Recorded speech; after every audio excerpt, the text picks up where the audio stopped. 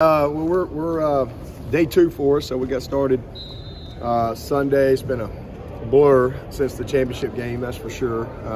Just because literally went right out on the road and had a crazy week last week. Our guys had a chance to be off last week, finish classes. It's been a while since we've had a schedule like this because finals have been pushed back a week, recruiting went back a week, and so this is like old school week, bowl prep, where we meet, practice, and then we go recruit, and then we come back, meet, practice, go recruit, come back. So we haven't done that in a while. Normally when we've had this week, it's been dead period. And so it's really just been almost like camp. So our guys are in finals, so we're having to meet and practice around finals and be very strategic with our time. Plus obviously we got to recruit, but it's been good. Yesterday, we started Sunday, and then yesterday was really just a whole staff day. We really didn't recruit, just full staff day, kind of get our arms around everything.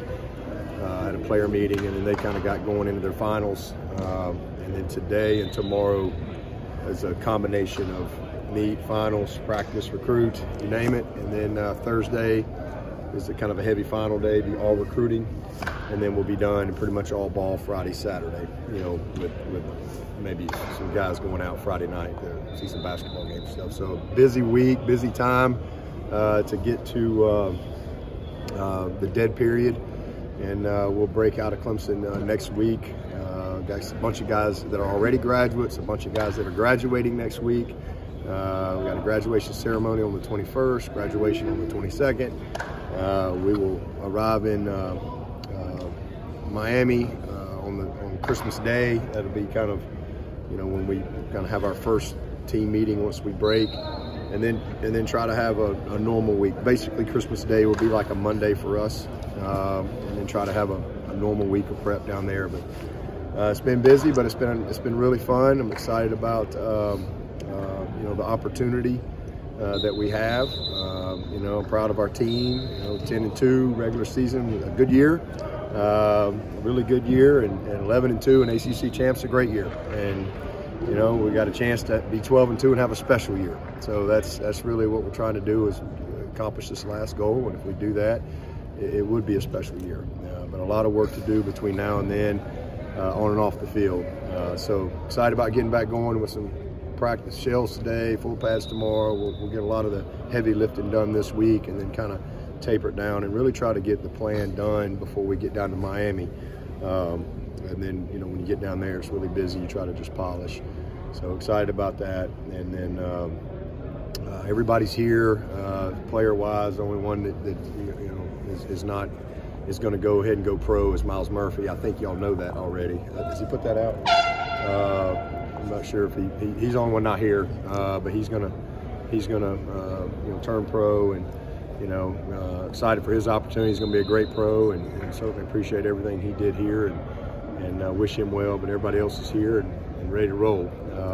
Got a few guys in yellow today that, you know, a couple of them just sick, and another one coming off a little minor procedure. Will be back here in a couple days. So in a good spot there. Guys are excited and ready to roll. And obviously everybody heard the news about Coach Mike Leach, and man, just you know, offer our condolences and our prayers to his family, you know, especially his wife. I only had an opportunity to be around him on a couple of occasions. He was on a couple when he was at Nike school a couple of times, and he was on a couple of the Nike trips with other coaches, and that was really when I had the most opportunity to be around him. And, you know, just like you would perceive him, you know, hilarious, great, you know, just a great perspective.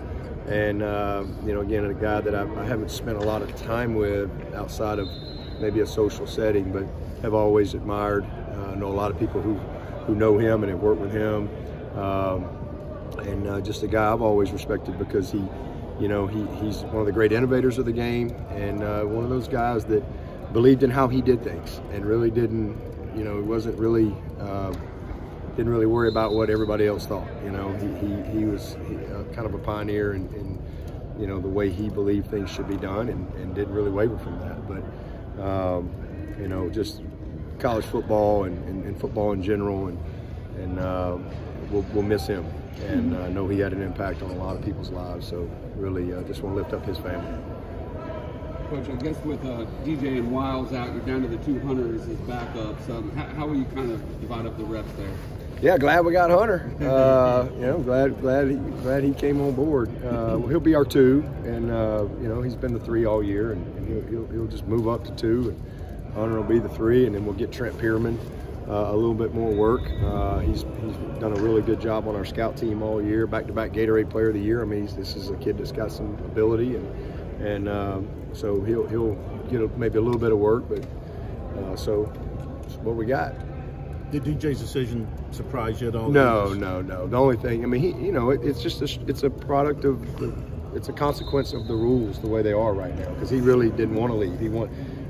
I knew he was leaving, whether he was going to go pro or whatever. He really, wanted to go pro, and I think has just come to the conclusion that he really needs another year.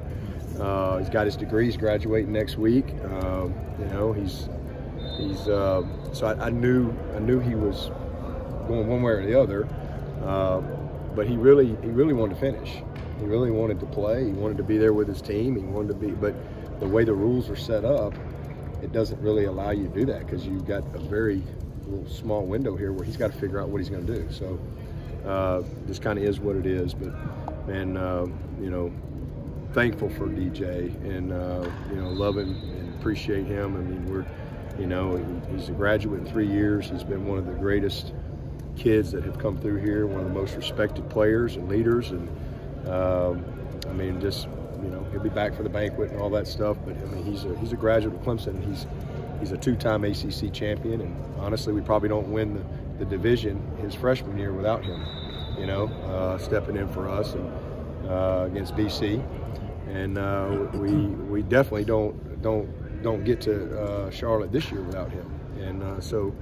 I'm thankful for him. He's been a great ambassador for Clemson, and just know he's going to do great things. He's got a lot of great football in front of him, and then really obviously proud of Cade and how he stepped in and how he's grown and developed, and he's had a front row seat to really see the good and the bad of what it's like to be a quarterback at this level, and so.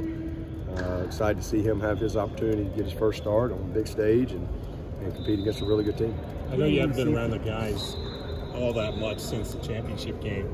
How do you think they've handled the transition? Because DJ was such a leader, such a beloved guy among us.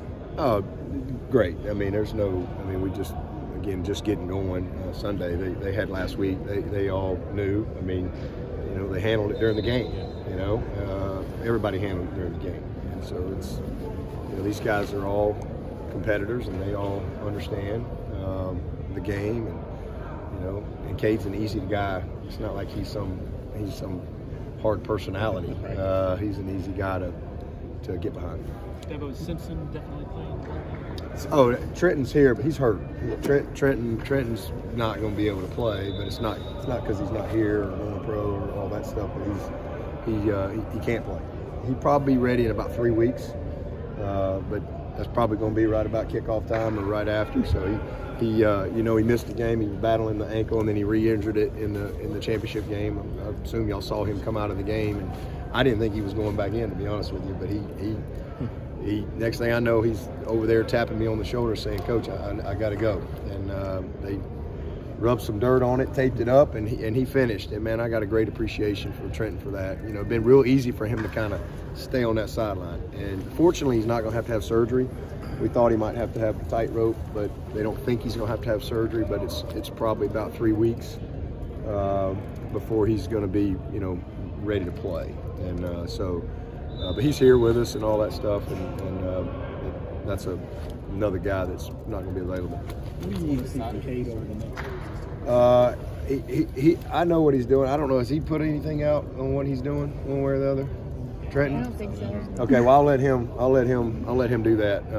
So I know what he's going to do, but I'll let him do that. What do you want to see out of Cade in the next 3 weeks? And does anything change when he goes from the backup role to the starting? A lot changes. Light gets a lot brighter, and everybody's going to be rooting for the backup. So your mistakes get magnified.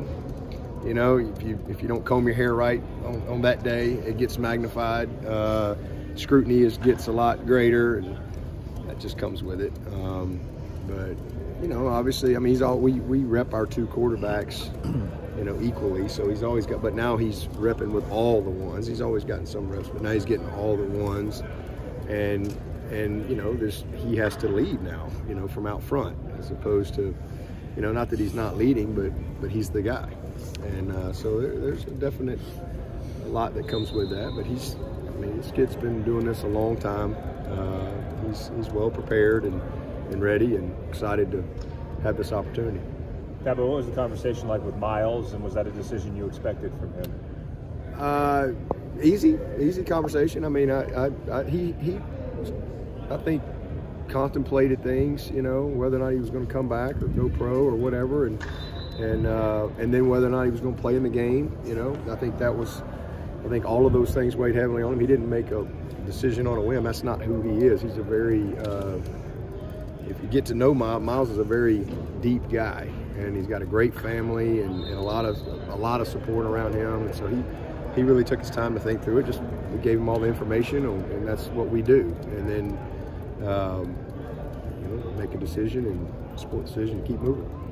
But not surprised. I mean, he's gonna, you know, he's a great player. I think will be a pretty high draft pick, and I think he's going to test well and work out well and meet well and all those things, and be a great player for a long time.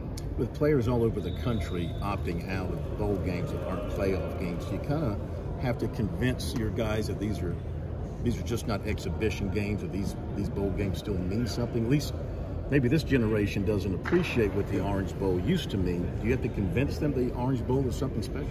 Well, I mean, I think that there's a part of that. I mean, you know, we didn't have anybody opt out last year, and we've got one this year. So I think this is the first time we've ever had a guy opt out since maybe in 20 years since I've been at Clemson. And I don't remember anybody not playing, and so I mean, I don't really have to. I haven't had to do a lot of convincing. I mean, these guys are all out here, and they all want to play. They're all excited about, you know, going to the bowl game. And honestly, you know, these are the experiences that when it's all said and done, that they're going to remember and cherish. You know, these times, these moments. But it is the culture's different. You know, things have changed, society's changed. So it's, I think, more guys not playing for whatever reason. But I know here, I mean, even just since I've been here, I know Gaines Adams played. I remember him playing. I remember just him since I've been the head coach. I mean, these games are important. I mean, 2009, C.J. Spiller. I mean, Music City Bowl. I think he probably went from maybe a teens pick to the 9th pick.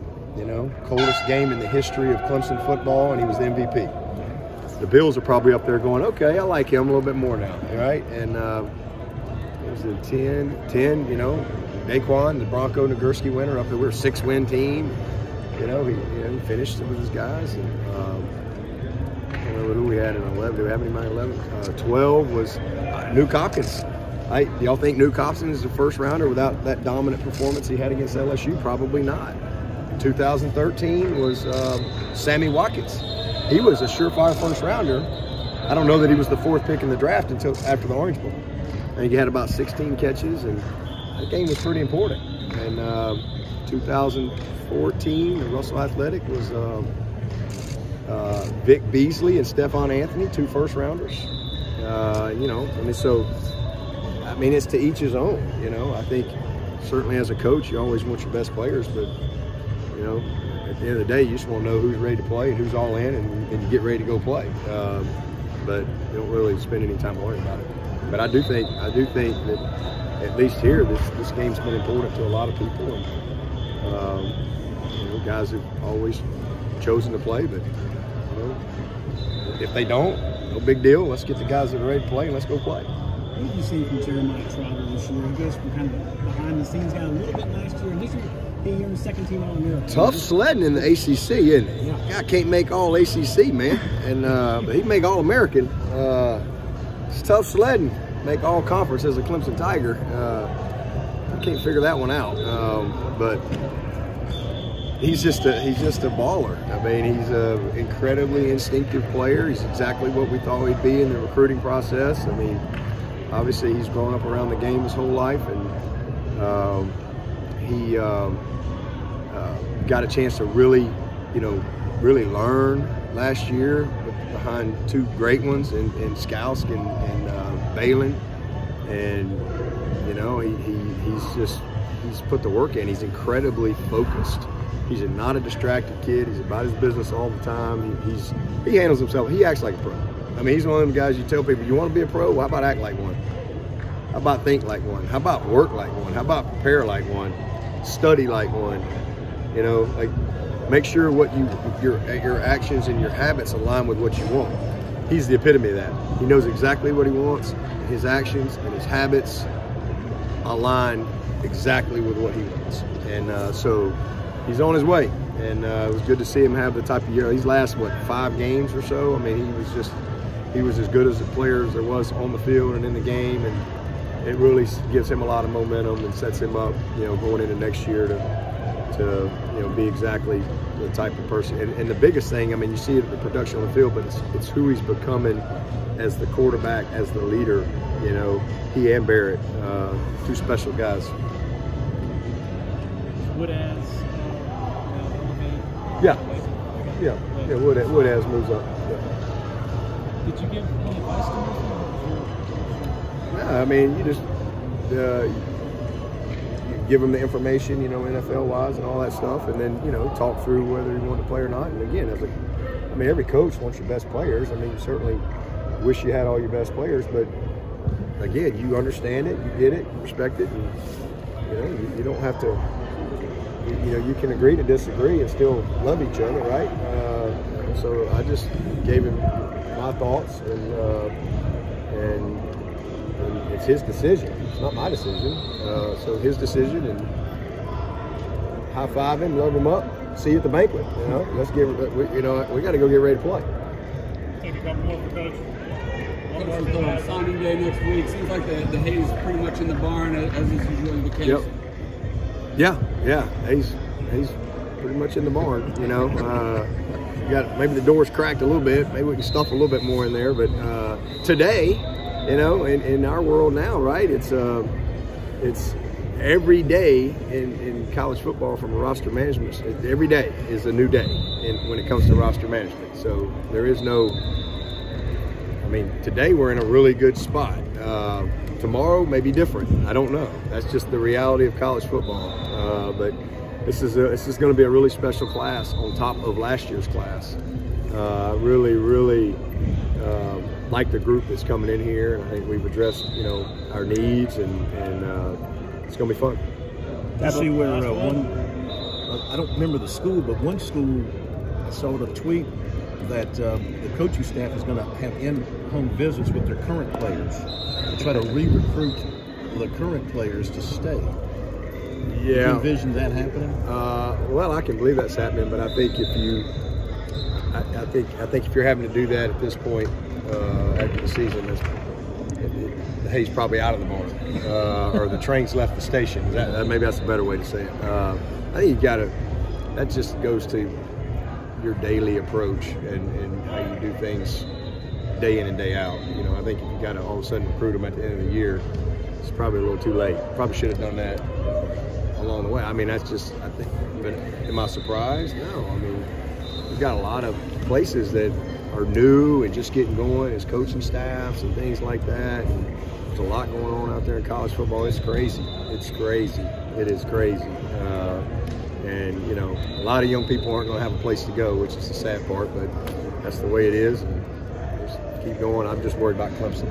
And, we're in a good situation here. All right. Thank you, Coach. Okay.